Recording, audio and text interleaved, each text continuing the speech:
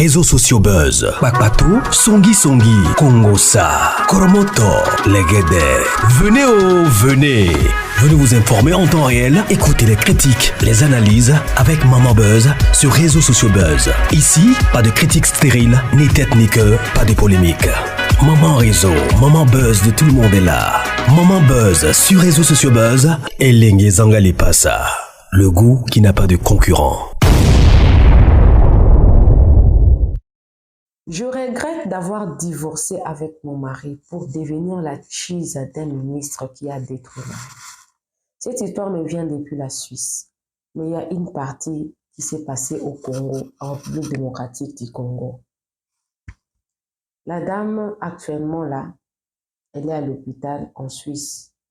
Elle m'a beaucoup cherché. Elle a appelé, elle a dit, moi je ne veux pas t'envoyer de voice, je vais t'appeler. Vu l'urgence, j'ai accepté, on a parlé pendant 1 heure. Je lui ai posé beaucoup de questions.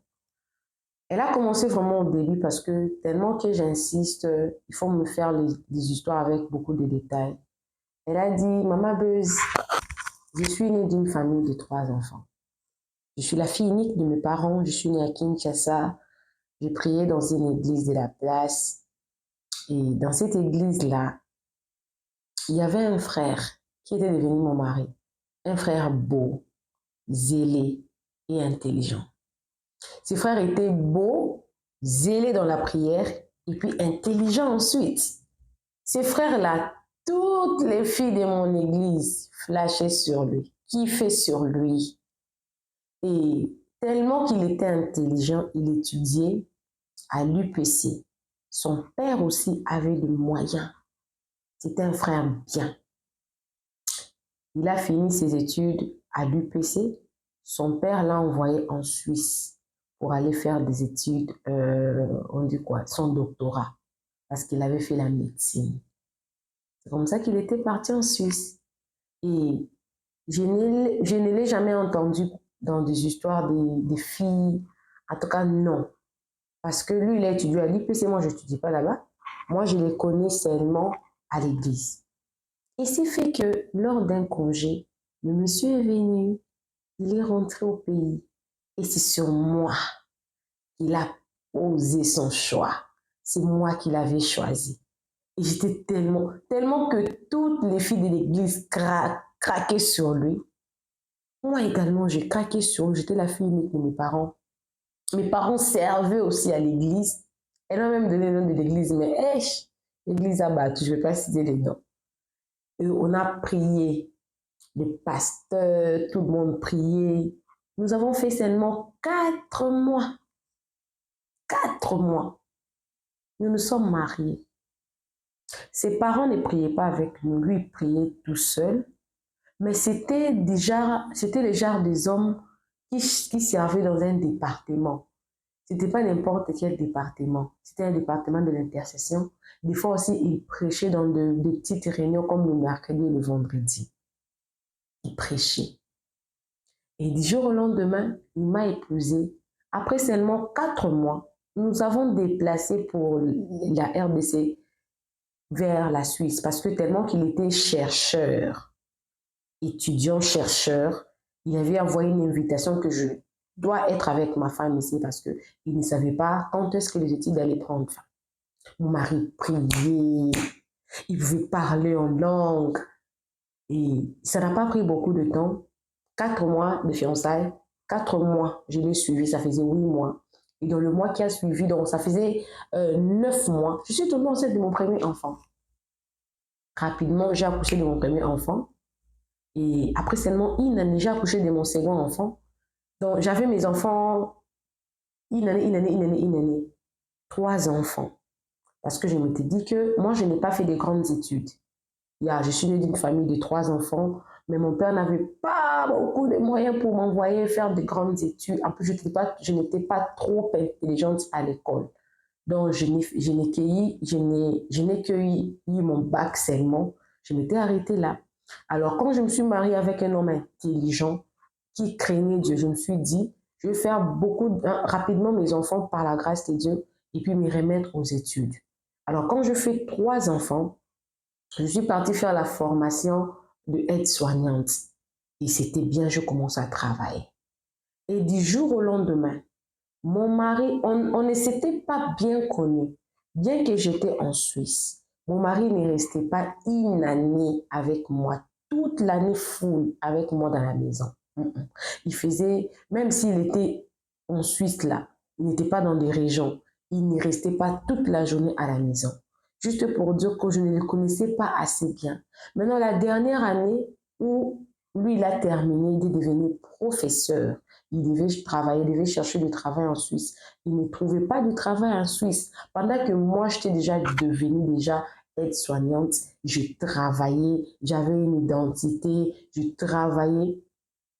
Et mon mari restait beaucoup plus à la maison, les enfants à la crèche, moi je travaillais, je revenais à la maison. Je ne travaillais que 4 fois la semaine. Et puis, donc, la semaine a 7 jours. Je ne travaillais que 4 jours la semaine. Les 3 autres jours, je restais à la maison. Et pendant ces 3 jours-là, j'ai découvert ce que j'ai découvert dans le téléphone de mon mari. Je ne l'ai jamais cru. C'était un scandale, une catastrophe. Je me suis rendu compte que je ne connaissais même pas mon mari. En fait, je ne l'ai jamais connu.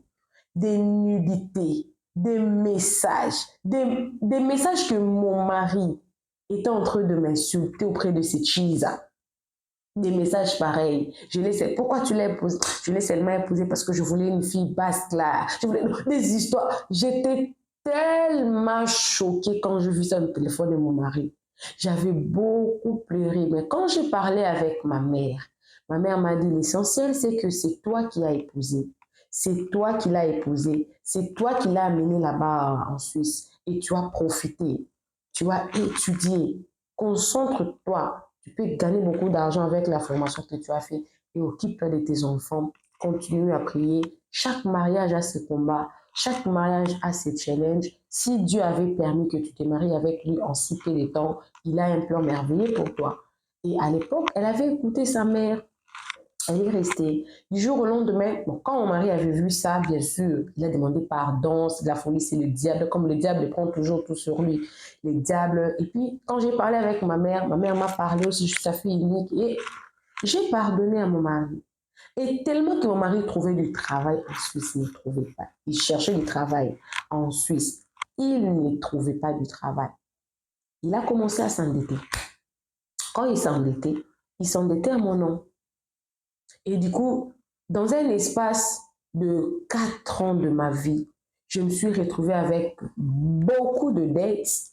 Et mon mari, malgré qu'il ne trouvait pas de travail, il était toujours resté là. Pendant que je lui disais que si tu rentres au Congo, avec l'expérience que tu as, tu peux devenir même directeur, médecin directeur d'un hôpital quelque part. Rentre.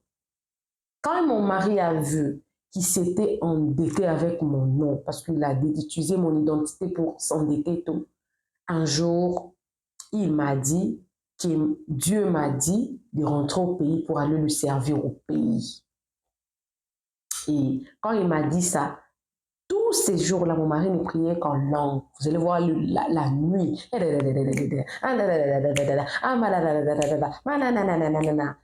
Je me suis dit, c'est que c'est vraiment Dieu qui a vraiment donné la mission à mon mari de rentrer au pays, tellement qu'on avait une église en commun, ensemble, il devait me servir là-bas, c'est pas un problème. J'ai soutenu mon mari, et malgré les dettes là, je me suis dit, il n'y a pas de problème, je vais continuer à payer, c'est pas grave. On a soutenu, dans un espace de 4 semaines, on avait vraiment arrangé le départ définitif de mon mari au pays. Moi, j'avais des papiers, il y avait des papiers, je pouvais toujours rentrer, et je suis restée en Suisse pour les études des enfants. Tout s'est passé absolument bien malgré cette erreur-là. Et mon mari, après 4 semaines, qu'ils me disent que non, Dieu lui a dit de rentrer au pays. J'avais libéré, il était rentré au pays. Quand mon mari est rentré au pays, c'était la catastrophe sur catastrophe. Il était rentré, ça faisait 2 mois seulement. Une fois, mon ami m'a signalé qu'il y avait une photo publiée sur Facebook. On voyait mon mari dans la piscine avec de jeunes filles. Vous voyez, ce n'était pas mon mari qui avait publié la photo. C'était une autre personne qui était partie avec lui dans la piscine. Ils ont pris les photos dans le bikini et tout. Je me suis dit, ouh, mon mari qui n'aimait pas me voir même avec un habillement sexy. Comment c'est fait? J'étais tellement en colère, j'étais fracassée dans mon esprit. J'ai appelé, je lui ai parlé. Oh non, c'est pas grave. Comment est-ce que toi, tu vas aller servir Dieu comme ça? J'ai appelé mon pasteur. Et en ce moment-là que le pasteur a dit non, le frère tel n'est pas venu pour venir servir à temps plein à l'église. Non. Lui, quand il était venu, il avait dit qu'il est venu chercher du travail. C'était le mensonge parce qu'à moi, il a dit autre chose. Au pasteur, il a dit autre chose. Avec les dettes qu'il m'avait laissées ensuite, je me suis décidée de divorcer. C'est comme ça que j'avais commencé la procédure là-bas et je suis rentrée au pays pour qu'il signe. Et 2 ans après, on était complètement divorcés. Et mon fils aîné, quand on s'est divorcé avec mon mari, il avait 8 ans. J'ai passé 8 ans de mariage, mais pas 8 ans, parce que je ne connaissais tellement pas bien mon mari. Et je suis restée, finalement, j'avais beaucoup de dettes. Tout ce que je gagnais n'était pas vraiment assez. Je me suis décidée, je me suis dit non, en travaillant, je peux quand même acheter une parcelle au pays. Et quand mon mari a vu que j'avais divorcé, il était rentré. Avant de rentrer au pays, il avait introduit de lettres par ici, par là. Et elle me dit, quand nous avons divorcé, mon mari a vu que peut-être, parce que tout l'argent qu'il utilisait au pays, ça venait de moi. Il était rentré en Suisse. Et on faisait la garde un peu partagée des enfants. Et quand il est rentré en Suisse, je lui ai dit que non, je devais rentrer au pays parce que depuis que je me suis mariée, je ne suis jamais rentrée au pays. Je me suis décidée en tout cas de rentrer un peu au pays, le temps pour moi de me reposer. Pendant que j'étais en train de travailler, j'avais construit une petite maison dans un coin un peu reculé et c'était bien. Mais n'oubliez pas que quand je suis partie ensuite, je suis partie avec le visa euh, euh, d'une épouse et tout. Avec le système de Suisse, moi je n'étais pas suisse, mon mari n'était pas suisse, nos enfants n'étaient pas suisses. Quand je suis rentrée, tellement que c'était le visa sous couvert de mon mari, ça faisait 8 ans que je restais là-bas, mais je n'avais pas toujours des résidences permanentes. Qu'est-ce que mon mari a fait? Mon mari est parti désactiver mon visa. Et je ne pouvais plus rentrer en Suisse. J'avais mon petit travail là-bas. C'était devenu une histoire d'éprouver que j'avais 2 enfants, d'éprouver que j'étais en train de travailler, que j'avais un contrat à durée indéterminée en Suisse. Parce que pour entrer aussi en Suisse, vous devez avoir aussi un contrat à durée indéterminée. Ça va vous accorder le visa. Quand j'avais divorcé pour la première fois, bon, pas pour la première fois, quand j'avais divorcé de mon mari, j'avais vu le vrai couleur de mon mari, je n'avais pas regretté. On n'avait pas regretté. Je me suis dit, ok, je vais en tout cas reprendre ma vie. Et quand mon mari a désactivé mon visa, j'étais encore très, très en colère contre lui. Et les difficultés des temps, je suis restée 1 année, 6 mois plein à Kinshasa parce que je devais prouver que j'avais des enfants suisses. Je ne sais pas si c'était la sorcellerie. J'ai plaidé. Là où j'habitais aussi à Kinshasa, j'étais tellement loin de l'église. Donc, des choses qui s'est passées dans ma vie, tellement que aussi j'avais aussi divorcé. Beaucoup de gens ne connaissaient pas. C'était tellement difficile pour moi. Ma famille n'est pas une famille riche. J'avais beaucoup de problèmes. Un jour, pendant que j'étais en train de faire le démarche, je revenais en tout cas de l'ambassade en ville. J'ai dit, laissez-moi entrer quelque part dans un restaurant pour essayer de manger. Et j'ai vu quelqu'un qui m'a touché à l'épaule. Quand je regardais, il y avait une personne qui a dit, non, regarde, monsieur, tel monsieur est en train de t'appeler. Ne connaissant pas ces messieurs-là. Je suis partie, bonjour monsieur, on m'a dit que tu me cherches. Ah bonjour madame, comment tu vas? En tout cas, j'ai vraiment, j'étais vraiment appréciée que tu me donnais un peu de ton temps. Je suis vraiment de passage, mais je vais te rappeler où est-ce que je vais te trouver.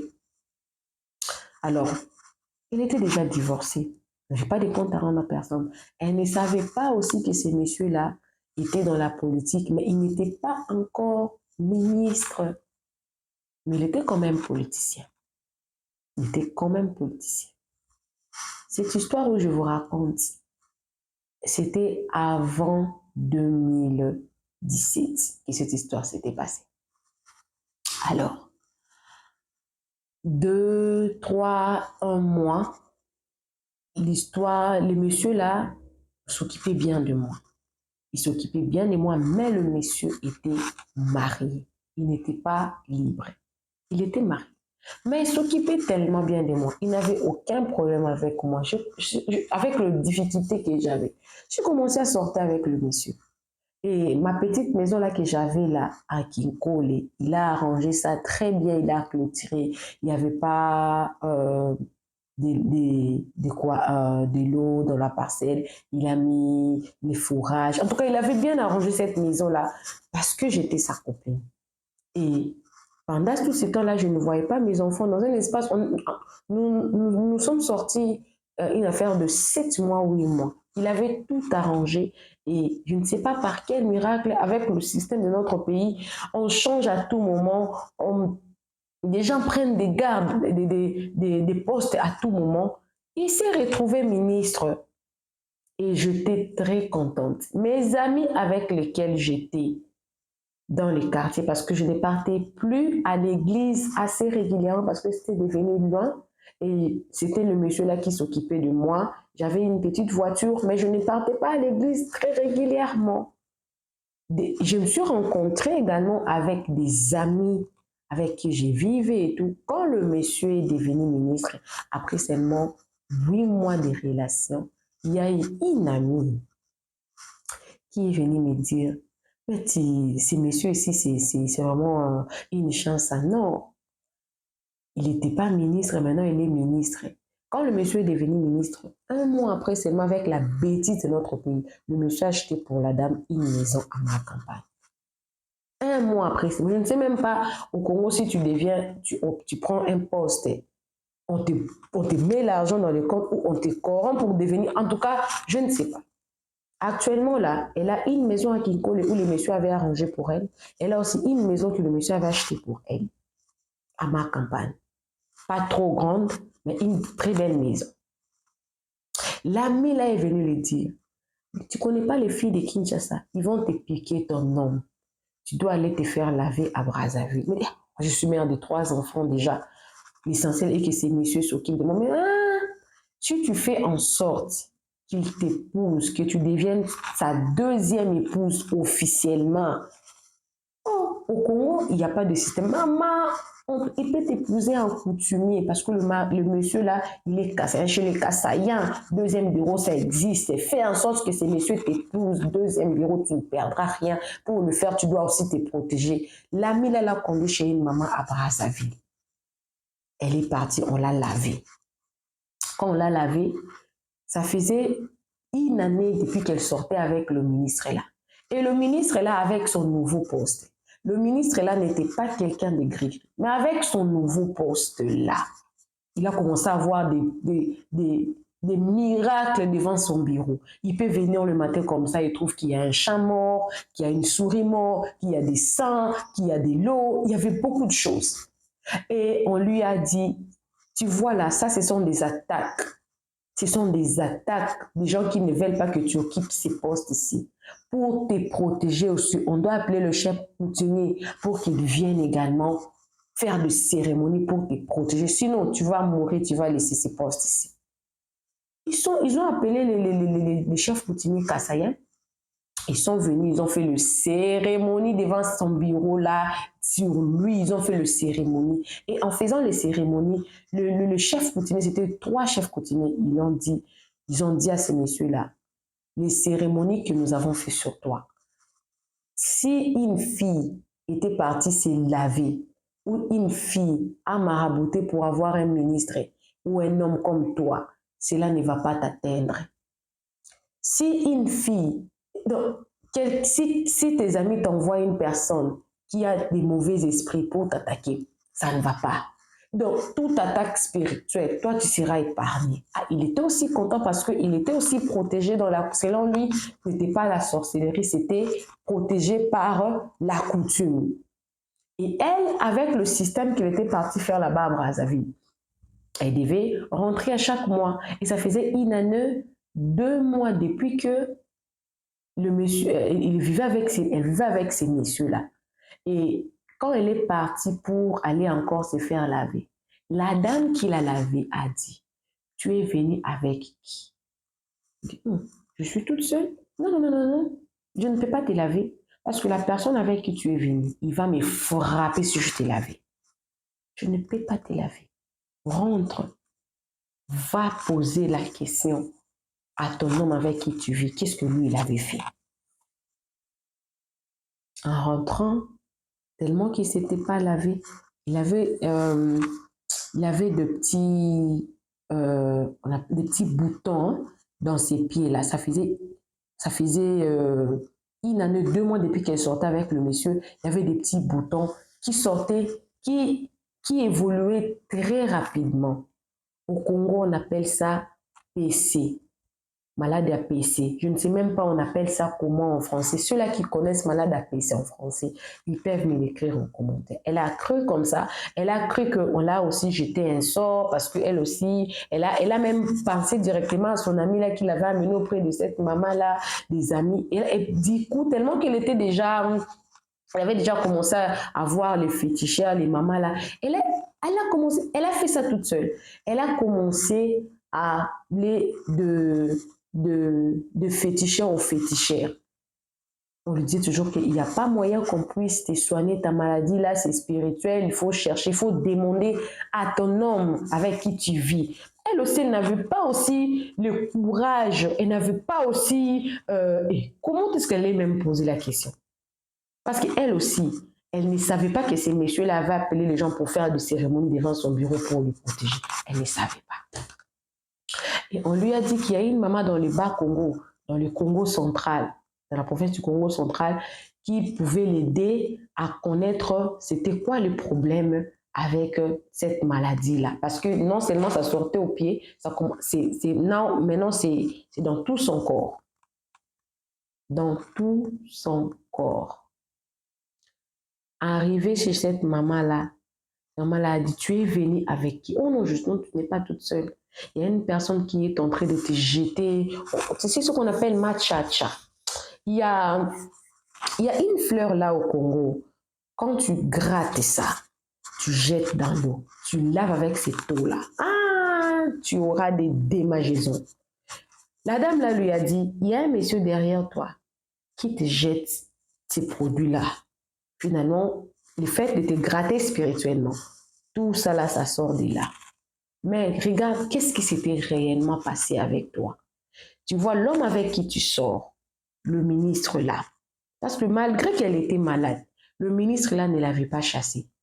Le ministre là savait qu'elle était malade, c'était sa femme. Le monsieur avec qui tu vis, parce que la dame là ne connaissait pas que le monsieur était ministre. C'est-à-dire que là, le monsieur avec qui tu vis, c'est une grande personnalité de notre pays. Lui aussi, il était parti se faire protéger dans sa coutume. Et en le protégeant, on lui avait mis des antiballes contre des personnes qui pouvaient se faire également protéger. Et toi, tu avais fait ça avant que lui puisse le faire. Maintenant, en vivant avec toi, tout ce que toi, tu étais parti faire, ça va à l'encontre de tout ce qu'on lui avait fait. Donc, spirituellement, tu étais devenu son ennemi. Voilà pourquoi ce qui était en lui, il combat toi. La seule chose que tu peux faire, c'est de quitter cet homme-là, de recommencer ta vie. Quitte lui pour que cette maladie te quitte. Sinon, tu mourras avec cette maladie ici. Et quand elle était rentrée à Kinshasa, elle n'avait rien dit à ces ministres-là. Rien dit. Par la grâce de Dieu, ses démarches avaient quand même réussi. Elle a quand même prouvé qu'elle était maman des enfants qui étaient nés en Suisse. Et c'est comme ça qu'elle était rentrée en Suisse. Mais depuis qu'elle est rentrée, elle est toujours malade. Vous imaginez, en Suisse, il y a un très bon traitement. Elle est toujours malade. Mais elle me dit, pour cette fois-ci, j'ai commencé à prier. J'ai l'espérance que Dieu va me guérir. Mais je voulais quand même raconter mon histoire. Elle me dit, avec un peu de sagesse, je n'allais pas divorcer. Avec un peu de sagesse. Peut-être que c'était mes combats, comme maman avait dit. Parce que mon mari ne m'insultait pas. Il ne me frappait pas. En dehors de tout ce qu'il faisait là, c'est qu'on pouvait peut-être arranger. Pour elle, elle dit comme ça. Il ne me frappait pas. Et aujourd'hui, mon mari travaille. Il est avec mes enfants. Des fois aussi, il vient me rendre visite. Mais je suis tellement en colère qu'il désactive mon visa, qu'il fasse ça pour moi. Et si au moins je n'avais pas divorcé avec un peu de sagesse, pour elle, elle ne serait pas à cet état-là. Et puis nous avons pris le temps de prier, je lui ai dit que tu ne mourras pas, tu vivras. Le fait que tu commences déjà à témoigner, on a prié ensemble. Je demandais la faveur de Dieu, le sang de Jésus. Je lui ai aussi recommandé à mon pasteur avec qui nous prions. Et puis ils ont commencé à prier. Je lui ai dit tout ce que tu m'as dit. Moi, je vais raconter ton histoire. Mais toi, parle au pasteur, dis-lui et vous allez prier. Et moi, je sais que tu ne mourras pas. Tu vas vivre. Le fait que le Seigneur permet à ce que tu ne meurs pas, tu ne mourras pas. C'est ce que je lui avais dit. Voici l'histoire. Donc, avant de divorcer, réfléchissez bien. Ou même si vous divorcez, gérez bien vos divorces. Je vous proposerai de bien... Si tu veux vraiment, si tu sens que ta vie est en insécurité et que tu veux vraiment divorcer, prends le temps de faire ton deuil dans le mariage. Sors la tête haute. Deviens très prudent. Je parle des hommes ainsi que des femmes. Deviens très prudent. Car cette période-là, beaucoup de personnes font la dépression. Beaucoup de personnes vont dans les débauches. Beaucoup de personnes perdent le repère. Perdent le repère. Il faut avoir de très bonnes personnes, de très bons conseillers autour de soi. Quand on vient de sortir d'une relation très difficile, d'une situation difficile, ayez de bonnes personnes autour de soi. Sinon, comme la dame a eu une très mauvaise personne autour d'elle, voilà pourquoi elle était retrouvée dans cette situation. Elle va te faire laver parce que le monsieur l'a donné beaucoup d'argent. Elle a tout, elle a sa maison, 2 maisons, mais elle n'a pas une bonne santé pour jouir de ça. Dommage. Appelez mon maman réseau, appelez mon maman buzz. Alors, si tu veux m'envoyer ton histoire, sens-toi à l'aise de m'écrire avec ces numéros. Prends le temps de me raconter ton histoire en 5 minutes, 5 minutes, 5 minutes. Reste dans l'histoire, mais raconte-moi avec beaucoup de détails. Comme ça, moi, je vais les raconter ça ici pour édifier d'autres personnes. Alors, si tu veux travailler avec moi dans le coaching pour faire avancer ta chaîne, ou soit tu as 1000 abonnés, 4000 heures, mais tu ne sais pas comment monétiser ta chaîne, si tu veux travailler avec moi dans un système de collaboration, dans promotion et publicité de tes business, sens-toi à l'aise de me contacter et nous allons parler. Mama Buzz va te faire un très bon travail. On se retrouve prochainement dans une nouvelle histoire. Que Dieu vous bénisse abondamment. Bisous, bisous. Bye!